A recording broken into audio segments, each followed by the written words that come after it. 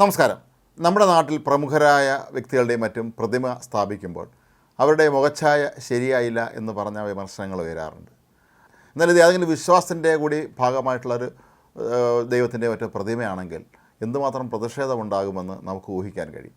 ഇപ്പോൾ സ്പെയിനിലുണ്ടായിരിക്കുന്ന അത്തരത്തിലുള്ള ഒരു സംഭവമാണ് 17-ാം നൂറ്റാണ്ടിൽ നിർമ്മിച്ച ലാ മക്കറീന എന്ന് പേരിട്ടിരിക്കുന്ന കന്യാമറിയത്തിൻ്റെ പ്രതിമ. ഇത് സാധാരണഗതിയിൽ പലപ്പോഴും വീണ്ടും മിനുക്കുമണി നടത്താനായി പുറത്ത് കൊണ്ടുപോകാറുണ്ട്. അങ്ങനെ ഇത്തവണ പുറത്ത് കൊണ്ടുപോയതിന് ശേഷം തിരിച്ചെത്തിയപ്പോൾ വിശ്വാസികൾ പലരും ഞെട്ടിപ്പോയി ഈ കാഴ്ച കണ്ട് എന്നാണ് പറയപ്പെടുന്നത്. കാരണം ഈ കന്യാമറിയത്തിൻ്റെ പ്രതിമയുടെ മുഖത്തിന് വളരെ കാതലായ മാറ്റങ്ങൾ സംഭവിച്ചിരിക്കുന്നു.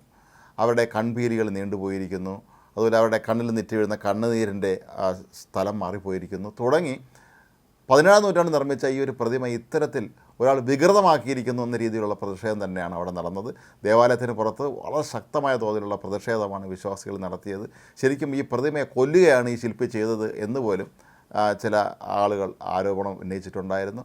ഒടുവിൽ ദേവാലയത്തിൻ്റെ അധികൃതർ തന്നെ ഇക്കാര്യത്തിൽ ക്ഷമാപണം നടത്തുകയും വീണ്ടും അറ്റകുറ്റ പണിക്കായി മറ്റൊരു വിദഗ്ധനായ ശില്പിയെ ഏൽപ്പിക്കുകയും ചെയ്തിരിക്കുകയാണ്. ഇപ്പോൾ ലാ മക്കറീന കാണുന്നതിന് വേണ്ടി ലോകത്തിൻ്റെ വിവിധ ഭാഗങ്ങളിൽ നിന്നുള്ള വിശ്വാസികളാണ് എല്ലായ്പ്പോഴും സ്പെയിനിലേക്ക് എത്താറുള്ളത്. ആ നാട്ടിലും ലാ മക്കറീനയെ വളരെ വിശുദ്ധയായിട്ടാണ് ജനങ്ങൾ കണക്കാക്കുന്നത്. അപ്പോൾ ഇത്തരത്തിലുള്ളൊരു പ്രതിമ ഇങ്ങനെ അലക്ഷ്യമായ രീതിയിൽ ഒരു ശ്രദ്ധയുമില്ലാതെ മിനുക്കുപണി നടത്തിയത് എന്തിൻ്റെ അടിസ്ഥാനത്തിലാണ് എന്നാണ് നാട്ടുകാർ ഇപ്പോൾ ചോദിക്കുന്നത്.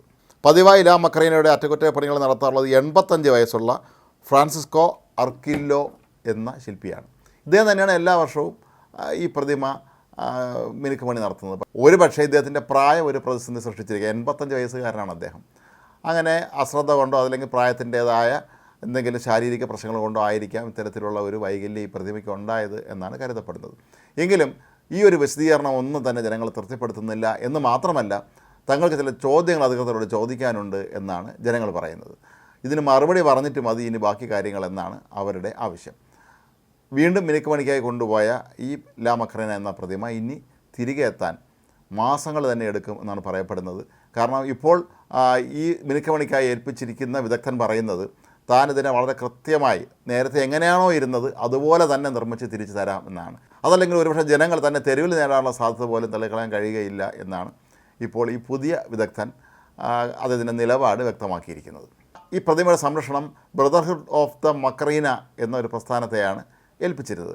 അവരുടെ ജോലിയാണ് ഇത് ഭംഗിയായി നടത്തുന്നുണ്ട് എന്നുള്ളത്. പക്ഷേ അക്കാര്യത്തിൽ ഈ പ്രസ്ഥാനം ഇപ്പോൾ പരാജയപ്പെട്ടു എന്നാണ് നാട്ടുകാർ ആരോപിക്കുന്നത്. മാത്രമല്ല, ഈ പ്രസ്ഥാനത്തിനുള്ളിൽ തന്നെ വലിയൊരു വിഭാഗം ഇതിൻ്റെ ഭരണസാരഥ്യം വഹിക്കുന്നവർക്കെതിരെ വിമർശനമായി രംഗത്തെത്തിയിരിക്കുകയാണ്. 85 വയസ്സ് കഴിഞ്ഞ ഒരു വൃദ്ധനായ ശില്പിയെ എന്തുകൊണ്ടാണ് ഇത് വീണ്ടും ഇതിൻ്റെ മിനുക്കുപണിക്കായി ഏൽപ്പിച്ചത് എന്നാണ് ഇപ്പോൾ പലരും ചോദിക്കുന്നത്. ഇപ്പോൾ ഏൽപ്പിച്ചിരിക്കുന്ന വിദഗ്ധനെയൊക്കെ പോലെയുള്ള ആധുനിക തലമുറയിൽപ്പെട്ട ആരോഗ്യ പ്രശ്നങ്ങളൊന്നുമില്ലാത്ത ഒരാളിനെ ഏൽപ്പിക്കുന്നതായിരുന്നില്ല നല്ലത്. എല്ലാ വർഷവും ഒരു വ്യക്തിക്കാണ് ഇതിൻ്റെ അറ്റകുറ്റപ്പണി നടത്താൻ കൊടുക്കുന്നത് എന്ന് കരുതി ഇനി അദ്ദേഹത്തിൻ്റെ പ്രായവും ആരോഗ്യമൊക്കെ നോക്കാതെ എന്തുകൊണ്ടാണ് തങ്ങൾക്ക് ഏറ്റവും വിശുദ്ധമായ ഈ ഒരു പ്രതിമയെ ഇത്തരത്തിലൊരാൾക്ക് വിട്ടുകൊടുത്തത് എന്നാണ് അവർ ചോദിക്കുന്നത്. ഇപ്പോൾ പ്രതിമ കണ്ടാൽ ഏതാണ്ട് മേക്കപ്പെട്ടതുപോലെയാണ് ഇരിക്കുന്നത് എന്നൊക്കെയാണ് സമൂഹ മാധ്യമങ്ങളിൽ ജനങ്ങൾ കുറ്റപ്പെടുത്തുന്നത്. ഈ പ്രതിമയുടെ മൂക്കിനും ത്വക്കിനും പ്രതിമയുടെ നിറത്തിനുമൊക്കെ തന്നെ സാരമായ മാറ്റങ്ങൾ ഉണ്ടായി എന്ന് തന്നെയാണ് അവർ ചൂണ്ടിക്കാട്ടുന്നത്. ഏതായാലും ഇനി പ്രതിമ പുനർനിർമ്മിക്കുന്നതിനായി കൊണ്ടുപോയ ആളുകൾ അത് വളരെ കൃത്യതയോടുകൂടി തന്നെ തിരികെ എത്തിച്ചില്ലെങ്കിൽ അത് ശക്തമായ തോതിലുള്ള ജനകീയ പ്രക്ഷോഭം ഉയരും എന്നാണ് ഇപ്പോൾ സ്പെയിനിൽ നിന്നുള്ള റിപ്പോർട്ടുകൾ സൂചിപ്പിക്കുന്നത്.